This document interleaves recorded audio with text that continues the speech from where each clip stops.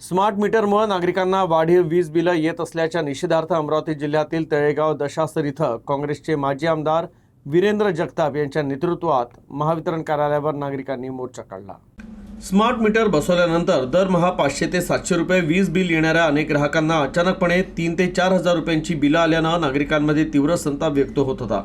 याबाबत वारंवार तक्रारी करूनही महावितरण विभागाकडून योग्य प्रतिसाद मिळत नसल्यानं तळेगाव दशासर ग्राम काँग्रेस कमिटीच्या वतीनं आंदोलनाचा निर्णय घेण्यात आला। मोर्चा दरम्यान माजी आमदार वीरेंद्र जगताप यांनी नागरिकांच्या वतीनं महावितरणाच्या अधिकाऱ्यांसमोर वाढीव वीज बिलांचा प्रश्न ठामपणे मांडला।